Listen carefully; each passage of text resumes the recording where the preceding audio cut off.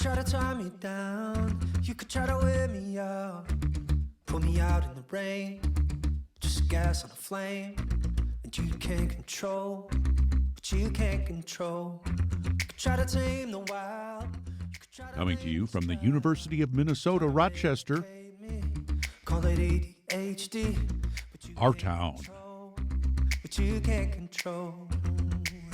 Ooh, don't you know? So if there's one thing we can all agree on is that life is a journey. My guests today are part of a program whose mission it is to support youth and young adults whose life has been anything but smooth sailing. Welcome to the show, Nashauna and Myari. Thank you. Thank you so much for being here. So Nashauna, you're the founder of a program called Journie. Can you tell us a little bit about how that got started? Yes, absolutely. So I started the Journie program because I grew up as a ward of the state, and growing up in foster care in the inner city of Chicago, I had mentors and things like that, but as the mentoring programs ended, I didn't have any guidance or anyone to stir me in the right direction, and I made a lot of bad mistakes that caused my life to go down a negative road, and it took me a long time to get back on track, and I decided to take my life and the lessons that I learned and turn it into a workshop to help other youth to build great foundations and prevent them from making those same mistakes in their life, like teen pregnancy and dropping out of school early and so on and so forth. So I decided to build this program to help prevent young people from making the wrong decisions, and I feel like they shouldn't have to wait till they become an adult to learn from their mistakes. We want to prevent them from making those mistakes through this program. So part of the workshop is 8 certain steps. Can you walk us through what those are? Sure. It's called 8 Steps to Promotion is the name of the workshop. And 8 Steps to Promotion is our 8 workshops. There's 2 workshops twice a week for 4 weeks. So it's a 4-week program called 8 Steps to Promotion.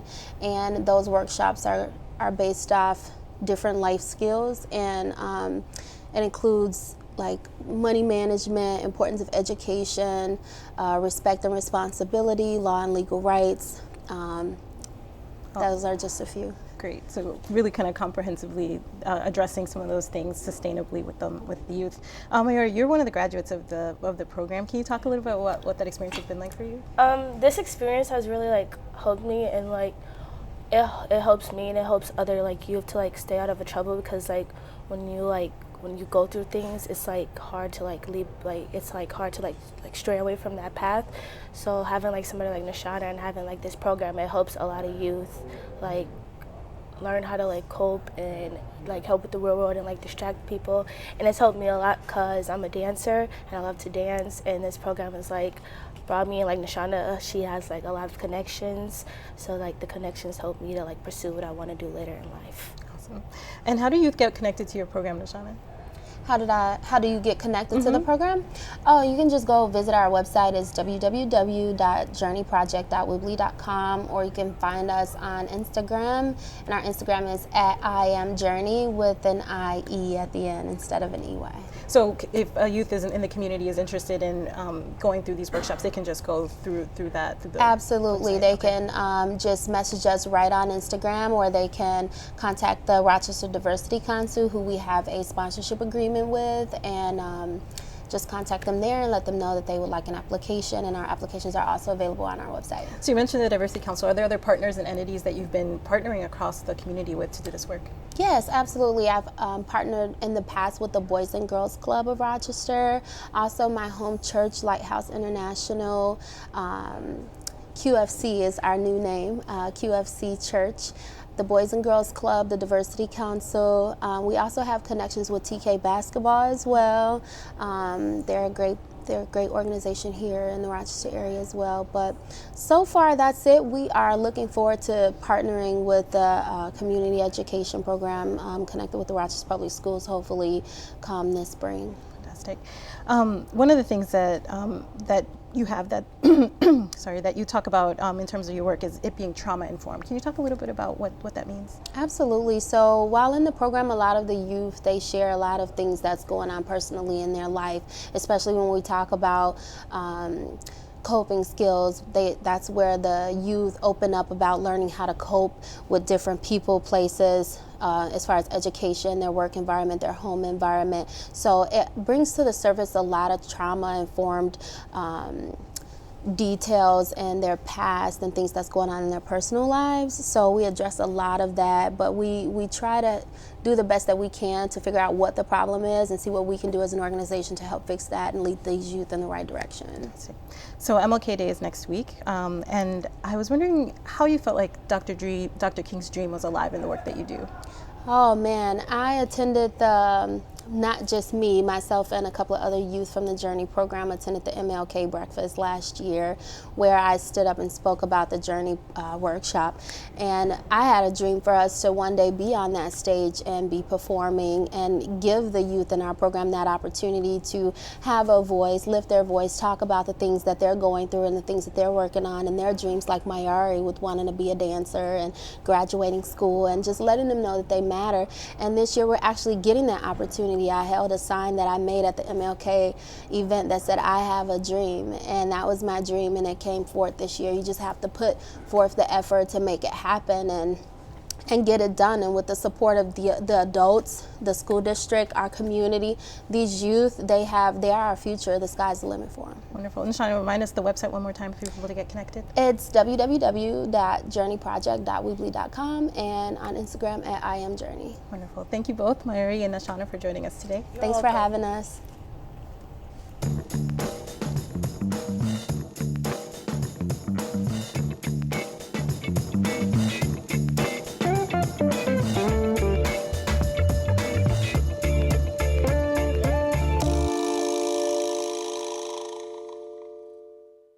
Our Town is brought to you in part by the following amazing people and organizations: the Minnesota Arts and Cultural Heritage Fund and the citizens of Minnesota, and the members of KSMQ Public Television. Thank you. Be sure to stick around. We've got more great stories coming up next. Up first, we put our hard hats on and check out the new apartment complex being built over by downtown St. Mary's Hospital. And we get a primer on the Olmsted County 2020 budget. But up first, we learn why tacos and Rochester are a match made in foodie heaven in this week's Our Culture segment.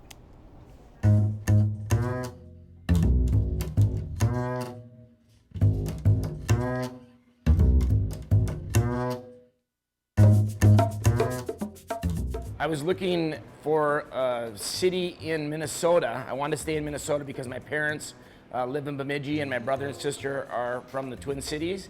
My son was going to school at Concordia St. Paul at the time, and then I have a couple daughters in Omaha. So I was looking for a city besides Minneapolis to open Taco Jed. And so I looked at Duluth, I looked at St. Cloud, Mankato, and I looked at Rochester. And Rochester stood hands above any of the other markets that I looked at because it's the fastest growing city in Minnesota. And I also knew that they like tacos. I'd been around and saw there's a lot of taco trucks and presence here in Rochester. The people were very nice in Rochester as well, and I thought it would be a great place to open Taco Jed.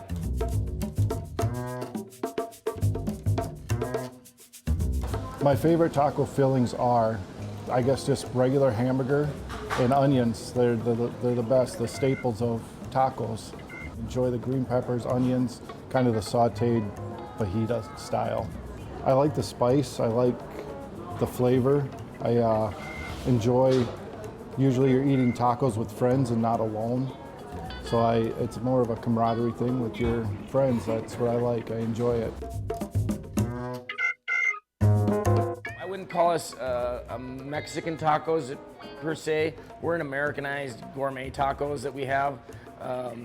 The shelf has developed a lot of unique things, broccoli. We have pulled pork with achiote sauce. We have steak fajita. We have a picadillo taco, which happens to be my favorite taco. It's kind of the taco that got me into the taco business. I like to do what we call Lebowski style, which is we add queso to it because it really ties the taco together. But that is our most traditional Mexican style taco.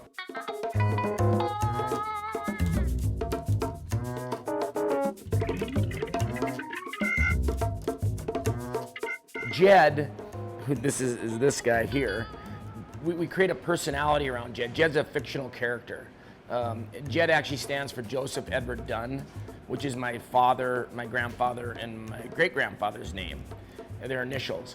And so we created Jed as just a persona that exemplifies the restaurant, and we always say there's a little bit of Jed in everyone. Jed likes to go to the national parks, and so up front in our restaurant we have national parks board with all the patches from the national parks and the maps of the national parks so people can see where all the national parks are. And when you order food, how we identify you is with the national park. We give you a card that would say, for example, Yellowstone. And we do sporting events and that sort of thing, but we also do is create a local atmosphere here.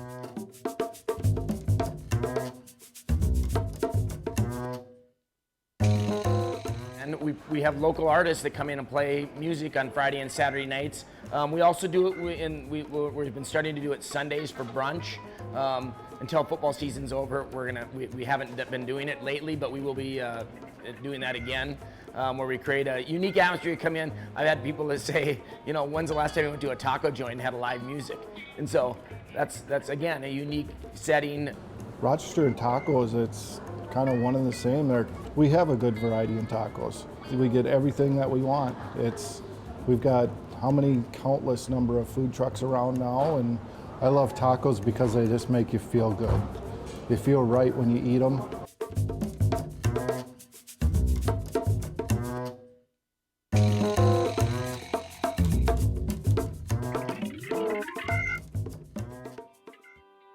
For more information about this story and other Our Town features, connect with us on Facebook, Twitter at KSMQ #OurTown, or ksmq.org/OurTown.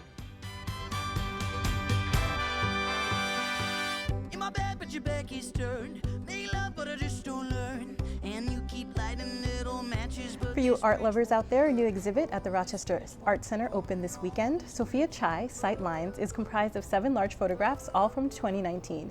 Not only will visitors see the illusory effect of the photographs she's created, they will also get to see the process of how the photographs are made. The exhibit will run through February 29th. Full details at rochesterartcenter.org. And is cabin fever getting you down? Kick up your heels on Saturday, January 25th at the Blue Moon Ballroom. The Swing Street Band will be playing from 8 to 10:30 p.m. And don't worry if you're a little rusty, dance lessons are available from 7 to 8 p.m. BlueRoomBallroom.com has more information. And applications are now open for the 2020 Assistive Tech Challenge. This is a pitch competition presented by Destination Medical Center to facilitate greater independence for individuals with disabilities and the daily challenges that they face. Applicants should propose developing a product or service that's related to independent living, access to employment, support for care providers, or social skill development, or improved public infrastructure. The deadline for entering is February 10th, and details can be found at dmc.mn. And Rochester Community and Technical College announced the topics for their lecture series beginning in January 2020. RCTC faculty share their expertise and experiences in poetry, music, and travel. The January program features the politics of Bob Dylan's music. All series events are free and open to the public and include light refreshments following the program. Details at rctc.edu. And stay with us. Coming up next, we get a behind-the-scenes tour of Rochester's newest apartment complex in this week's Walkabout segment.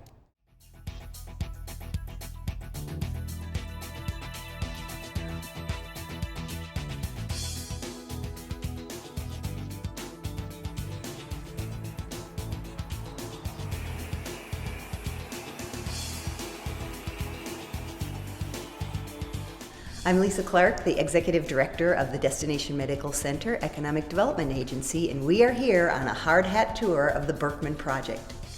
We've heard from people that are moving to Rochester that they want a live-work environment, and the Berkman has really landed purposefully on that, meaning it's a great place to live. It's across from St. Mary's campus, so it's a workforce housing to a degree. And also, it's a gathering space. It's a gathering space for the community, a gathering space for people that want to eat here. There will be a restaurant function. There will be retail on street level, so we're activating the street level. It fits into the neighborhood because there's a townhouse component to this. It's almost a community within itself. It's got different income levels here, and it's got amenities that really are top-notch in terms of what people are asking for. That mean everything from health to wellness that people are asking for, to transportation. We're right on the transportation line, and it's walkable. Within 10 minutes, you can get to downtown. The Berkman is 350 units, and adding density to the downtown Rochester into the St. Mary's campus is critical to the larger picture of what Rochester is trying to transform to. So there's quite a few housing projects in terms of multifamily housing going on in Rochester right now, and over the next year we'll probably add about 700 units of housing to downtown Rochester, housing we've never seen in downtown before. People are asking for things in Rochester that we didn't have before, and now the developers are really stepping up to the plate. Ooh, don't you know that you can't tame a cageless soul? But you got to let it go. We are going to be talking about the Olmsted County budget today, and I'm joined here by Heidi Welsch, the county administrator, who's going to walk us through all we need to know about the budget, hopefully, and what it means, the projected impact that it might have on our civic life this year. Welcome to our town. Thank you. So I guess to start us off, what is the recommended budget total that we're talking about? Yes, the budget that was passed by the county board for 2020 is just over $263 million. Okay. That includes both our general budget and our HRA, or Housing Redevelopment Authority, budgets together. So the HR, what portion, what percentage of that budget is for the HRA? A very small Okay, percentage. And when you break that down, that's about 107 million that we collect on the levy for Okay. regular, for everything but the HRA. Got it. That equates to about a 4.2% increase over the levy from last year. Okay. So what are some of the strategic highlights and priorities of the county, and how is the budget aligned with some of those? Yes, well, the budget's very aligned with our priorities. You know, transportation is always a big area that we need to focus on. And again, this year, quite a bit of our budget is focused on roads and bridges, maintenance of those roads and bridges. You'll hear in a lot of places that we don't get enough money from the state for this, and that's true. Mm-hmm. So we have to figure out how to As get a it done county, okay. without. Affordable housing is a big piece. We know as a community we've talked about this a lot, and so the increase from the HRA levy will help us to add more housing units, add more programs that will help people stay in their housing. So we're excited about that. Elections in 2020 is something that people probably don't think about. The cost of that is probably not something that people think about a lot, but that's delivered primarily through the county, and that's a big expense this year. And especially it's a national election year. It's a national election year, and remember we have a presidential primary, which we haven't had in quite a few years, so that adds a third entire election. So that's a big cost.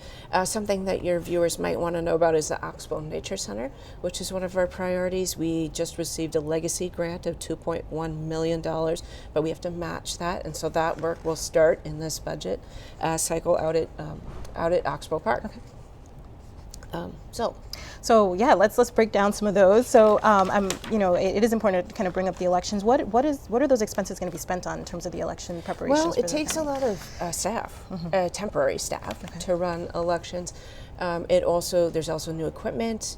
We take security very seriously around elections, and so making sure that all of our technology systems are up to speed, all of our equipment is ready to go. We are rolling out poll pads. We've started to roll those out, so that means that when people come in to vote, normally when they get their ballot, they have to go through huge Sure. stack of paper. That will be no more. Okay. Now you'll check in on a poll pad, and it'll save us lots of time and energy there. So, yeah. You mentioned the park, and it made me think about some of the other, cultural sites and other Yeah. things like that. What is the budget looking like for those things in our community? Well, we have added, we're working on Grand Park. People know that that's our park in the middle of the city. There's a lot of maintenance work that's being done on the arenas. Okay. If you're a hockey fan or if you're a hockey parent, you know that one of those arenas in particular is a little bit dated, and we're replacing bleachers and really upgrading. That would be Graham 1 is what they refer to it as. Lots of work going on in that park, lots of work going on in Oxbow Park. Also some changes out in Chester Woods Park where we're upgrading the boat launch. Okay. So a lot of work going on in areas that all of us use. Certainly. 2020 marks the beginning of the 5-year, I guess, 2025, 2020 to 2025 capital improvement program. Can you talk a little bit about what are some of the key CIP projects that the 2020 budget will really kind of be honing in on? Yeah, well, we've already touched on quite a few of them. Our capital improvement plan, really, most of that is about roads and bridges. It's actually a 20-year plan that helps us to see out and plan for when will we need to repave roads, when will they need to be rebuilt entirely. You will see a big one this year will be the road, what we refer to as County State Aid Highway 9. It's right by RCTC and Olmsted Medical and the Federal Medical. That entire segment is going to be rebuilt. So that'll be a big one that people see. The Board of Commissioners also has decided that this is a year to pave County Road 101, which people will recognize, people who take that road will recognize it's gravel right now, but it's the most traveled gravel road in our county. So that one will be paved. It's down by Fleet Farm for people that are less familiar with the road numbers. So I think those are two that people will really see along with the Nature Center and the work in the parks. When we talk about budgets, I think we often are anticipating, growth in budget. Can you talk about some areas maybe where there's a little bit of a decrease or under budget? Absolutely, yes. A couple of areas where we've had decreases, and I'm really, I think this is something for the community to be proud of, include child and family services and our corrections services. And the reason for that really is that this county has invested in preventative services for years and years. It isn't something that we just did last year. We've been investing in ways to help families and individuals before they need out-of-home placement or before they end up in the correction system. So it's really, we're starting to see the advantages of that. In fact, right now, across the state, just about every other county is seeing increases in out-of-home placement, which is it's foster care for folks that are maybe less familiar with the language. It's very expensive service. We are actually continuing to stay flat or see decreases because of that preventative work. So kudos to the county. Yeah, certainly. Are there other key budget highlights either in health or housing and human services, any physical development, public safety? If I could take a minute just to talk about our One Olmsted initiative. We have put a little bit of money into this effort, and I'd like to talk about it a little bit. We know that we're living in a very changing and diverse world, and that's true here in Southeast Minnesota as well. In fact, I don't know if viewers know, but there are 80 different languages spoke among the families of kids who go to school in Rochester. It's just amazing to think.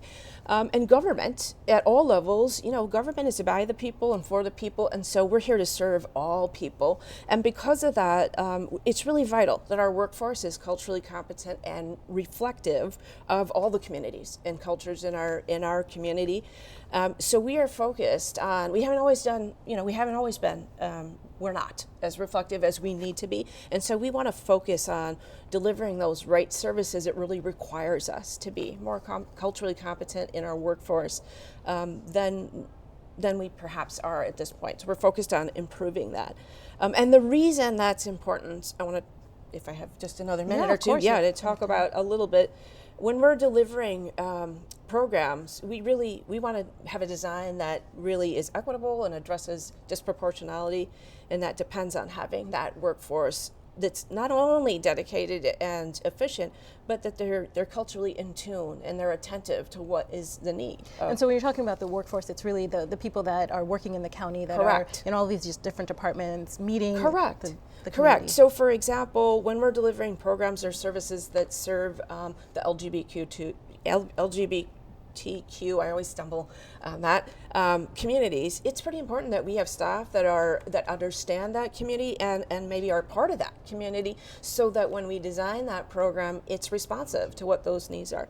Or if we're designing a program that's really meant to help African American families, boy, we better have staff that have a deep understanding and really best to be part of that community, so that we're developing programs that are meaningful and useful for that community. So what are some of the steps that you're taking to make sure that's happening? Well, we are focused on how do we improve our hiring so that we have a more diverse population that is coming in, but also how do we keep that staff, because we can hire as many people as we want of various backgrounds, but if it isn't an inclusive employer, if people don't feel like they're included and valued, then they leave. So we have to really focus on that. There's a lot of training that will go on as well. So it's not going to be a journey that stops this year. Mm-hmm. It's a journey that we're trying to embark on more fully than we have. And so this is a sustainable investment, and yes. and I'm presuming really part of the budget will be going to supporting this internally. Yes, not a huge part. Sure. But yes, we're really excited. I'm very excited. So about that this. initiative is called One Olmsted County. One Olmsted. There's a resolution called One Olmsted that speaks to the importance and the value that the Board of Commissioners holds to serving every community and every person of every background. Wonderful. As we're wrapping up here in the last few seconds, how can the community learn more about the budget and then other initiatives from the county? Yes, well, our budget highlights document, it's a new document that our communications produced this year, so that you don't have to wade through the thousands. I've seen it. It's a good primer. Yeah. It's on our website, which is www.co.olmsted. Don't forget that we only have an E in Olmsted, no A, mn.us. Wonderful. Thank you so much for joining us. Thank you. And thank you for joining us. Before I leave today, I want to make sure to let you know that we just started, as a county, opening up early absentee voting on January 17th. You'll be able to do that at the 4-H in Grant Park, and there'll be new locations opening up in February. We'll have more information about elections next week. But for now, that's all from the University of Minnesota Rochester. We will see you next week.